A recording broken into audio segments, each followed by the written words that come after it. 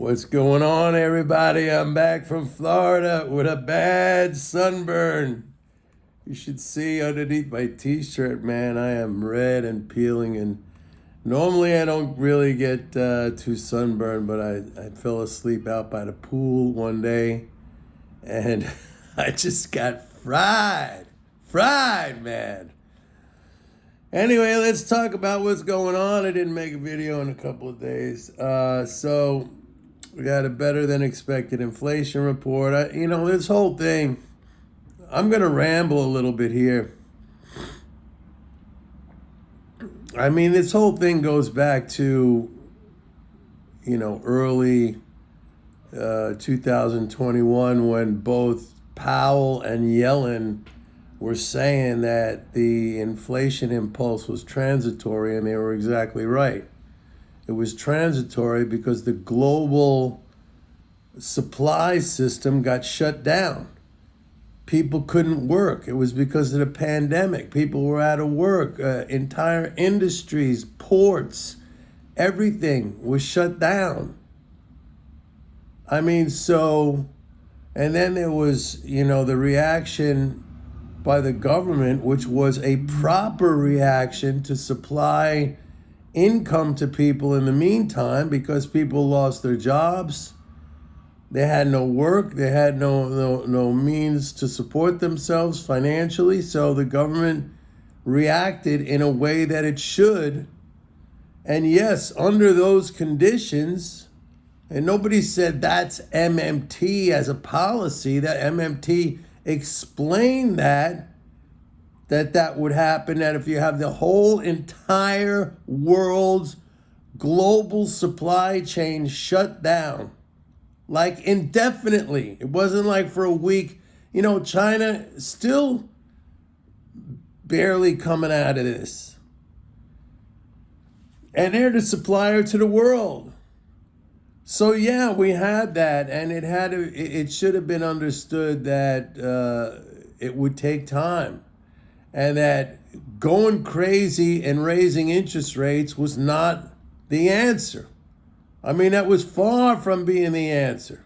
That's the opposite of the answer. That is actually keeping prices higher than they otherwise would have been if you just would have left the interest rate alone. Okay? Interest rates, the cost of credit is reflected in the cost of all goods and services. I don't know how many times I've said this.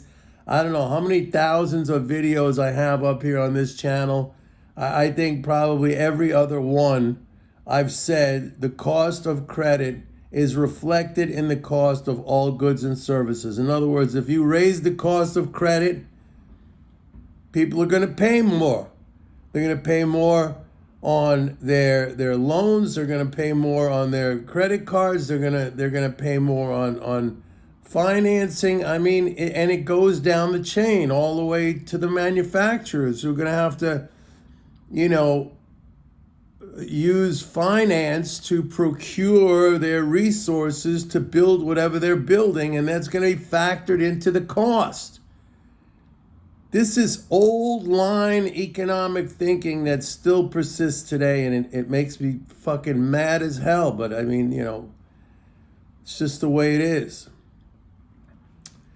As far as the stock market goes, there's only one thing to really think about at this point, and that is the debt ceiling. And I've been talking about the debt ceiling for a long time. Like, if they don't get their shit together on the debt ceiling, Congress, if they don't, and the president, if they don't come together and fix this thing, and it should be eliminated. Even Paul Krugman is saying it should be eliminated.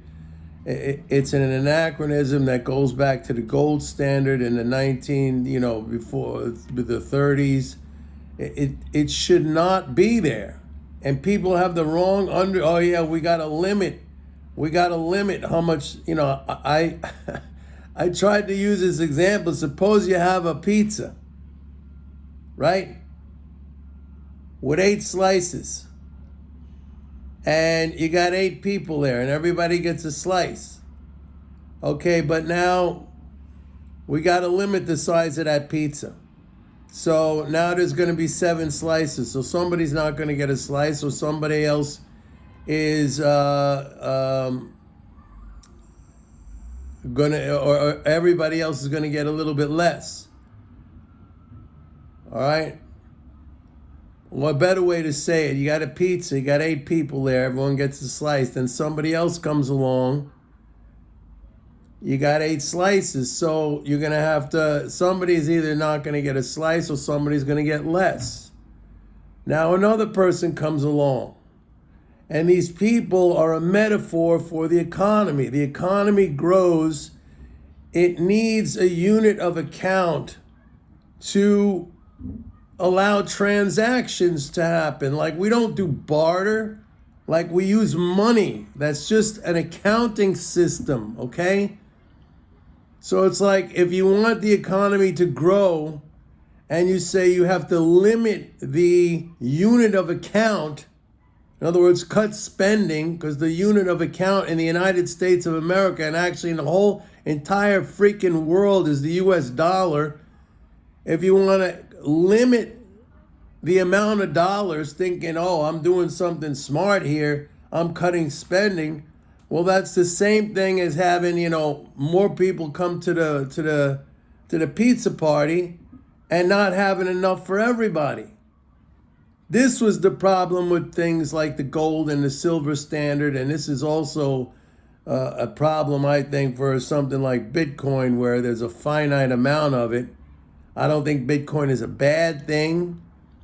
I've given you my opinion on Bitcoin. I believe that it is a manifestation of the world's desire to seek an alternative to the dollar-based system, because the U.S. is weaponizing the dollar. It uses the dollar as a weapon of foreign policy, of military policy. Hey, if we don't like you, we shut you out of the system. The U.S. can do that, or we sanction you, stuff like that. The other thing with this inflation, it was not just that the global entire supply chain was shut down. Then we had Biden putting sanctions on everybody. Russia can't export oil anymore. So it's like, and again, this Fed reaction is constant raising of interest rates. Volcker did this. He drove the inflation rate up to 21%. And it was only when rates started to come down that inflation started to come down. And that was a 40-year secular downward price movement in inflation. Why? Because the rates kept coming down. And also there were other things like, we had opening up of more trade and China coming into the situation and stuff like that. So you have to understand all this. Anyway, what I want to say, and this pertains to the stock market. Hold on, I got a little tea. This pertains to the stock market. And I'm going to tell you something. You may want to believe me, you may not want to believe me. There has been no greater wealth creating mechanism in the world, in the ever known, than the stock market, the U.S. stock market. And if you think, well, Mike, then where are all the super billionaires? Okay, we could point to Buffett, who's number 5, but I'm not even talking about that. Even guys like Bezos, even guys like Elon Musk, even guys like Bernard Arnault, the French guy who's number 1. Their wealth emanates from the financialization of their firms, okay? Elon Musk, whatever he has, 200 billion or whatever, it's not 200 billion cash in his pocket. It's the valuation based on the financialization, what the market believes his company is worth. It's financialization, all right? And that's the stock market.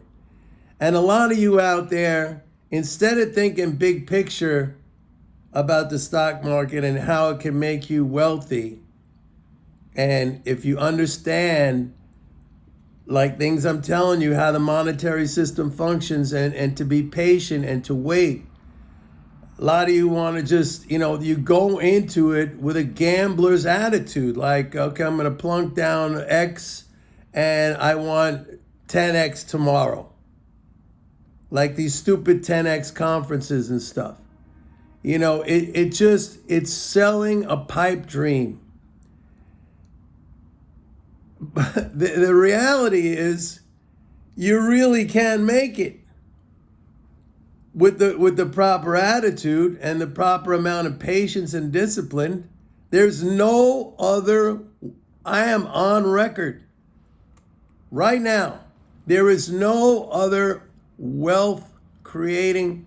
You know what the biggest company in the world is? You know what the biggest company in the world is by sales?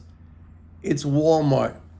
They sell like 580 billion is their annual revenue, okay? And then close behind is Amazon. I think it's like 485 billion or something like that. You got maybe Saudi Aramco up there. I don't know what their exact number is, but anyway. But these two, also these things are financialized, like the value of Walmart as a company. They're all financialized, and that's the stock market. You have to understand that it's a gift. It's something like, and how easy is it? Like, I know you got people out there say, I made my money in real estate. Real estate is a pain in the ass. It is a pain in the ass. You have so many factors and things you have to deal with all the time. The stock market is there for you. It's just a question of like, how do you play it? Do you play it smart? Do you play it patiently? Do you play it with discipline? Do you look for value? Or do you just go after it willy-nilly, and because it goes down one day or 2 days or a month because somebody's talking about something that's completely irrelevant and has zero impact, or worse, the opposite impact of what they're talking about, then everybody freaks out and they go crazy. You want to be like that? I am no help to you if you want to be like that. I'm here to help you. I'm here to hold your hand. I'm here to take you through these things. I'm here to give you an understanding. Now, let me say, because I was getting into this before with that whole pizza metaphor, if they don't raise the debt ceiling, then, what's that saying? They killed the goose that lays the golden eggs. Then you get into a really just an uncontrollable downward spiral. I don't even think the automatic stabilizers would be able to work because there might not be enough tax. Everything would have to be paid for in taxes. And the more the economy shrinks, the less taxes are going to be flowing into the treasury, and they're going to have to cut, and they're going to have to cut, and they're going to have to cut. And it's a vicious circle down. And I can't believe these idiots, but they're doing it because they believe, like this idiot, Kevin McCarthy, he's like, if your kid has a credit card and she maxes out the limit, what do? Give her more? Like, it's not the same thing, you idiot. It's not the same thing. People are morons, these people. So that's where we are, folks. You get the debt ceiling resolved, things are going to be fine. And you just take it slow and steady and build and build and build, okay? Build. If you're a young guy, I mentioned this the other day. I had a guy in his mid-30s, said that he met the woman of his dreams. He wants to get married. He wants to build a future. Man, you got all the opportunity in the world to do that.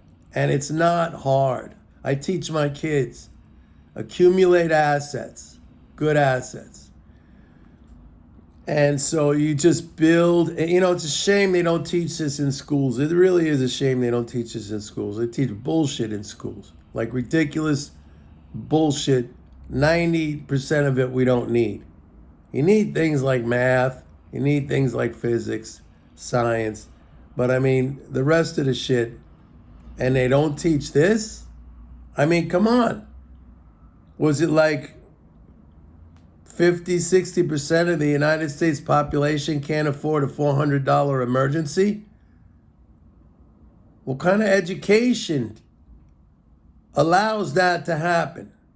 It's so easy to tell people, just you know, from the day your kid is born, put away $25 a month, $50 a month. People can do that. The growth in the stock market, and there's going to be growth because the population grows, and we basically have, you know, a democracy. Not really. It's more like an oligarchy. But what are you going to do? I'm not the president, okay? I wish I was. And even if I was, they'd probably kill me because of the things that I would want to change. But anyway, that's what I wanted to say today. I'm back from Florida. Happy to see you all. And I'll probably do another video later on tonight after we see what's going on. So have a great day, everybody. Love you. Bye.